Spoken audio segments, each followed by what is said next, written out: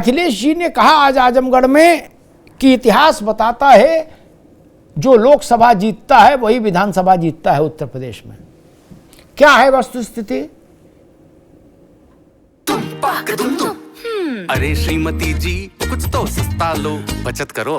नहीं श्रीमान जी, सब बढ़िया लो, रहने दीजिए। इसमें क्या खास बात है? थोड़े में ज्यादा स्वाद, यही तो है इसकी खास बात। वाओ मामा, क्या स्वाद है। अरे मेरे राजा, प्योर मसाला, ये है सीक्रेट रेसिपी MDH का जीरा सिप जल जीरा मसाला। सिप सिप जीरा सिप, जीरा सिप MDH का जल जीरा सिप, जीरा सिप MDH का जल जीरा सिप।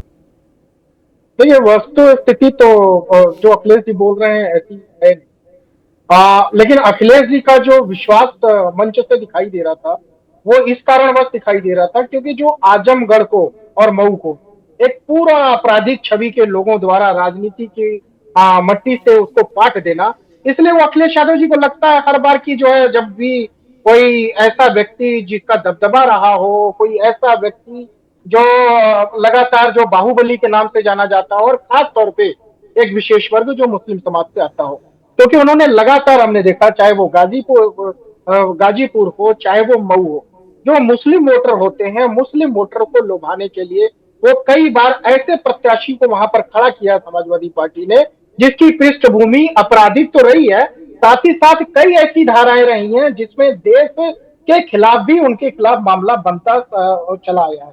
क्योंकि मैं इसलिए कह रहा हूं बार बार क्योंकि हमें ब्रजेश सिंह की जो पृष्ठभूमि देखनी पड़ेगी, वो भी आपराधिक छवि के रहे, लेकिन जो उनकी आपराधिक छवि रही है वो किसी अन्य कारणवश रही है। 1983 का जो उनके पिताजी की हत्या होती है, उसके बाद वो पिताजी की हत्या का बदला लेने के लिए बदला लेते हैं, उसके बाद यहाँ से फरार हो जाते हैं, बाद में भाजपा शासन में ही वो पकड़ करके आते हैं, बाकायदे जेल के अंदर उनको सजा होती है, जेल के अंदर वो जाते हैं। तो भारतीय जनता पार्टी ऐसे बाहुबलियों से निश्चित तौर पे उन्होंने उसको सजा दिलाने का भी काम किया और उनसे दूरी बनाने का काम भी किया। लेकिन हाँ, एक बात तो ये है कि जो ब्रजेश सिंह का परिवार रहा है उनका दबदबा बनारस की 4 सीटों पर 4 दशकों से लगातार बना रहा है, और चाहे उनकी पत्नी हो अन्नपूर्णा जी हो, उनका भी हमने देखा कि किस प्रकार से उनका विधायकी का दौर रहा। उनके बड़े भाई जो थे उदयवीर सिंह, उनको भी देखा हमने, और एक सुशील सिंह जी, चूंकि आपने जिक्र किया एनडीए का कि एनडीए क्या चुनाव उनको लड़ा सकती है, तो जो उनके भतीजे हैं सुशील, जो अभी जो है वो लगभग एनडीए के नजदीक आ चुके हैं और कहीं ना कहीं भारतीय जनता पार्टी के संपर्क में वो दिखाई दे रहे हैं। तो मुझे लगता है कि कुल मिलाकर के जो आपने बात कही है वो बिल्कुल ठीक है कि ब्रजेश सिंह अगर चुनाव लड़ना चाहें तो राजभर जी की पार्टी उनका खुल करके स्वागत करेगी, और इसका माध्यम भी मुझे लगता है कहीं ना कहीं भारतीय जनता पार्टी होगी। लेकिन भारतीय जनता पार्टी डायरेक्ट उनको चुनाव न लड़वा करके अगर राजभर जी की पार्टी से लड़वाना चाहेगी तो लड़वाएगी, क्योंकि जो हमने देखा है मुख्तार अंसारी और ब्रजेश सिंह, ये जो भी पूर्वांचल के बाहुबली रहे हैं, उनकी जो आपस में तान जो रही है, खींचतान रही है, वो किस प्रकार से रही है, और उसमें जो ब्रजेश सिंह है वो लगातार अब हावी होते हुए वहां पर दिखाई दे रहे हैं। तो ऐसी सीटों पर जहां से समाजवादी पार्टी हमेशा से ऐसे कट्टर अपराधियों को उतारती आई है जो एक विशेष वर्ग का वोट लेकर के जीतते रहे हैं। हालांकि मैं उनसे सहमत नहीं हूं कि लोकसभा जो जीतता है, जो विधानसभा जीतता है वो बराबर होता है, ऐसा तो बिल्कुल नहीं था, क्योंकि फागू चौहान जी जो 2019 में मऊ की एक सीट से जीते थे विधानसभा सीट, और उसके बाद जो है वो राज्यपाल बना दिए गए थे जो है, और उसके बाद हमने देखा है कि वहां पर एक राज्य साहब थे, ठीक है सौरभ दुबे, ठीक है, मेरे ख्याल से ठीक है सौरभ, मेरे ख्याल से अखिलेश यादव जो बात कह रहे हैं वो ये इस संदर्भ में कह रहे हैं कि जो लोकसभा में ज्यादा सीटें पाता है वो विधानसभा में सरकार बनाता है, वो ये कहना चाह रहे हैं। किसी एक सीट की बात नहीं कर रहे कि फागू चौहान क्या हुआ, वो विषय नहीं। भाई मैं राघवन जी के पास आऊं, लेकिन इतनी बात तो साफ है, जब राजभर जी लिए गए एनडीए में तो लोगों ने कहा कि अब अब्बास अंसारी का मसला गले में फंस जाएगा, ओम प्रकाश राजभर को अंसारी को निकालना पड़ेगा। मैंने कहा था कुछ नहीं होगा, ओम प्रकाश आ भी जाएंगे, गठबंधन का हिस्सा भी हो जाएंगे, मंत्री भी हो जाएंगे और अब्बास भी बना रहेगा। ये सियासत है मेरे भाई। सौरभ दुबे, अब्बास अंसारी बने रहे ना एनडीए में, कि नहीं बने रहे? किसने निकाल दिया उनको? और कोर्ट उनको उनकी मेंबरी खारिज नहीं करता तो वो भी नमस्ते सदा वत्सले मातृभूमि थे। नहीं थे, वो भी ध्वज प्रणाम करते। ये सियासत है, इसमें बहुत नहीं अभी नहीं, उसमें बहुत ज्यादा लंबी बात नहीं खड़ी करनी चाहिए, क्योंकि कई बार फिर अपना ही बोला हुआ गले में फंस जाता है कि नहीं अभी नहीं सौरभ, जब दोबारा बहुत लंबी बात बोल जाता है आदमी उत्साह में, बाद में फिर उसको लपेटना मुश्किल हो जाता है। बहुत सारे वाकवीरों ने हमसे कहा कि भैया ना भाजपा में ओम प्रकाश तब तक नहीं आ सकते जब तक अब्बास अंसारी को नहीं हटाएंगे। हमने कहा मेरी छोटी बुद्धि कहती है अंसारी भी चलेगा, और चला ना, अब्बास अंसारी टेक्निकली चला ना, तो ब्रजेश में क्या समस्या है राघवेंद्र द्विवेदी जी? और ब्रजेश का परिवार बनारस में भारतीय जनता पार्टी को अगर जुड़ता है, चाहे छड़ी से जुड़े चाहे कमल से जुड़े, मेरे लिए महत्वपूर्ण नहीं, ये कम समझदार लोगों के लिए विषय महत्वपूर्ण हो सकता है, मेरे लिए छड़ी और कमल दोनों एक है। क्या फैसला कमल वाले ही करेंगे कि छड़ी से भी कौन लड़ेगा, ठीक? तो जब तय ये होना, लेकिन ब्रजेश का परिवार बनारस और उसके आसपास के इलाके में प्रभावशाली रहा है, और बनारस भाजपा के लिए बहुत महत्वपूर्ण इलाका है। तो मऊ में वो लड़े चाहे चुलबुल लड़े, कोई लड़े, क्या एक रिश्ता तो बन जाएगा। उसी की भूमिका रची जा रही है राघवेंद्र बाबू। देखिए अमिताभ जी, मुझे लगता है कि भारतीय जो पत्रकारिता है, उस पत्रकारिता में सबसे ज्यादा अगर कोई ओम प्रकाश जी के करीब है तो अमिताभ जी हैं।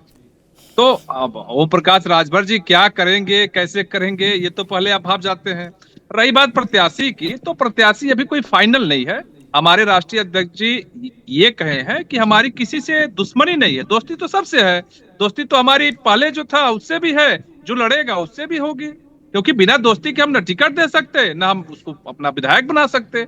तो ये पार्टी डिसाइड करेगी, कमेटी डिसाइड करेगी कौन चुनाव लड़ेगा, कैसे लड़ा जाएगा। अभी तो ये पाला एनडीए के पक्ष में है, एनडीए के लोग अभी बैठेंगे उस पे। ये है कि हम लोगों को अपने सिंबल पे चुनाव वहां लड़ना है, चाहे जैसे लड़ना पड़े।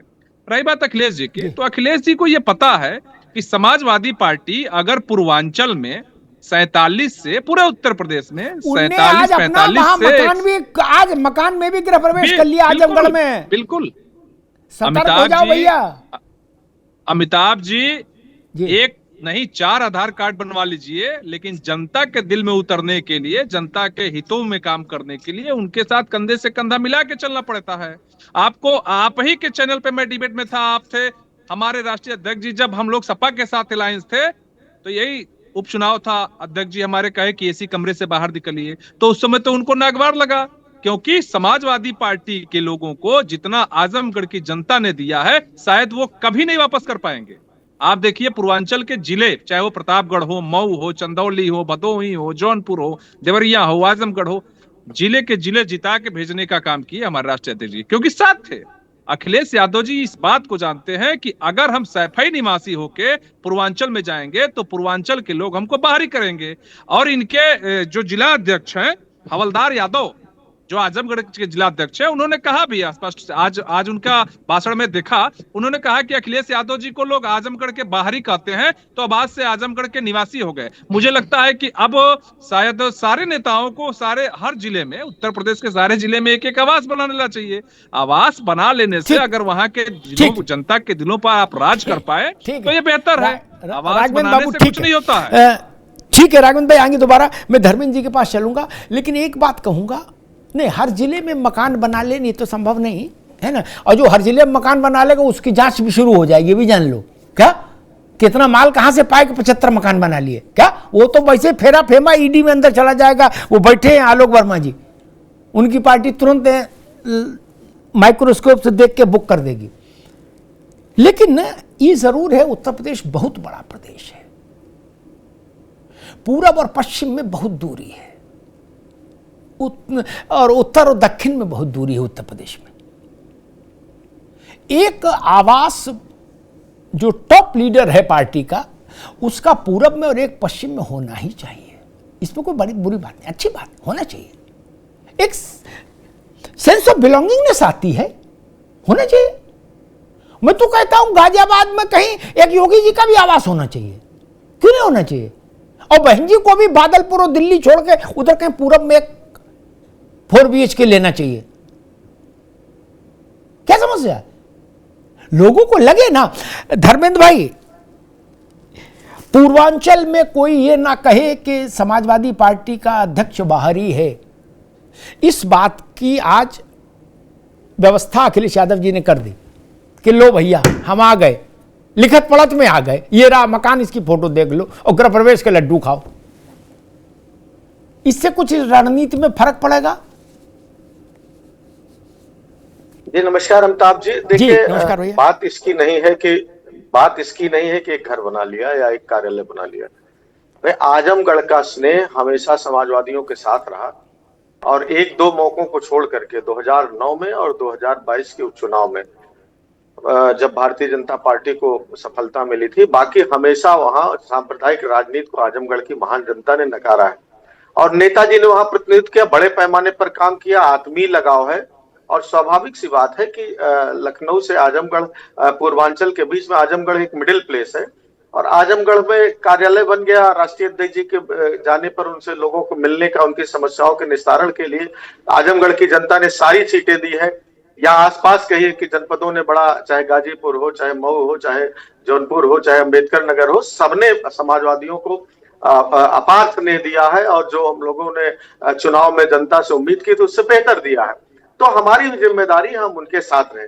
और आज देखिए अमिताभ जी, आप बहुत वरिष्ठ साथी हैं, माननीय राष्ट्रीय अध्यक्ष अखिलेश यादव जी ने आज AI के नौजवानों के भविष्य से लेकर के जो बुनियादी सवालों तक सबको वहां उन्होंने एड्रेस किया और कमोबेश ये बता दिया कि हम अगला चुनाव पिछड़े, दलित, अल्पसंख्यकों के मान सम्मान, मार्जिनाइज्ड अगड़ों को साथ लेते हुए उनकी जो बुनियादी सवाल है और जो हम काम कर रहे थे 12 से 17 के बीच, जिसको इस सरकार ने ब्रेक कर दिया, तोड़ने का काम किया, उसको आगे बढ़ाएंगे। आपको एक दो चीजें, चाहे वो समाजवादी पेंशन हो, चाहे लोहिया ग्राम विकास योजना रही हो, चाहे जनेश्वर मिश्रा ग्राम विकास योजना रही वो, चाहे ये जो पूर्वांचल एक्सप्रेस वे का जो डिजाइन किया गया था, तो इसके अगल बगल उस डिजाइन जिसको बाद में भारतीय जनता पार्टी ने उसको निरस्त किया दोबारा टेंडर के, उसमें हम लोग सड़कों के किनारे एमएनटीज के, उसमें हम लोगों ने मंडी का भी प्रोविजन किया था। मंडी, कोल्ड स्टोरेज की, किसानों की जो उपज है वो हाईवे के थ्रू बगल ही स्टोर हो, वहां चली जाए। दूसरी चीज देखिए, हम लोगों ने जब लैपटॉप देना शुरू किया था तो लोगों ने तमाम आरोप लगाया कि लैपटॉप से लड़के ये हो जाएंगे, वो हो जाएंगे, यूज से ज्यादा मिसयूज पर चर्चा हो रही थी। लेकिन बड़े गर्व साथ कहता हूं अमिताभ जी, हम लोग चूंकि गांव से जुड़े रहे, जब कोविड का दौर आया और बच्चों की पढ़ाई का जिक्र हुआ कि कैसे होगा, तो उसी लैपटॉप ने कई गांवों में एक एक लैपटॉप पर 10-10, 15-15 बच्चे बैठ करके उन्होंने अपनी शिक्षा को कंटिन्यू किया। मैं आपको एक घटना बताऊं अमिताभ जी कि मैं अभी कुछ साल पहले, 2-3 साल पहले, कोविड के बाद एक हमारे साथ का जूनियर लड़का था, उसको उस दौरान आदरणीय अखिलेश जी की योजना से एक लैपटॉप मिला हुआ था और उसकी खुदा न खास्ता उसको गैस एजेंसी जो चिट होती है ग्रामीण इलाके में, एक गैस एजेंसी का कुछ निकला था फार्म, उसको गैस एजेंसी अलॉट हो गई और हम लोगों को बुलाया था उसने गैस एजेंसी का फीता काट के उद्घाटन करने के लिए और बड़े गर्व से सीना चौड़ा हो गया जब कंप्यूटर, हम लोगों के पास वीडियो है, कंप्यूटर उसका जो लैपटॉप से उसने चूंकि संसाधन कम थे तो अपने ऑफिस को उसी लैपटॉप से उसने सुसज्जित करके ऑनलाइन शुरू करना था और जब बटन दबाया गैस एजेंसी के जो ऑफिसर्स आते हैं और हमने, तो उस पर आदरणीय अखिलेश यादव और नेताजी के फोटो के साथ वही समाजवादी लैपटॉप उसके व्यापार में भी काम आया। तो गर्व होता है।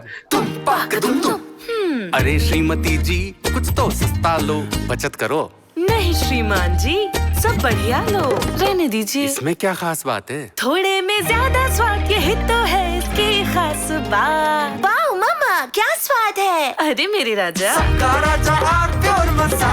ये है सीक्रेट रेसिपी MDH का जीरा सिर्फ जलजीरा मसाला। सिप सिप जीरा सिप, जीरा सिप, MDH का जलजीरा, जीरा सिप, जीरा सिप, MDH का जलजीरा, जीरा सिप।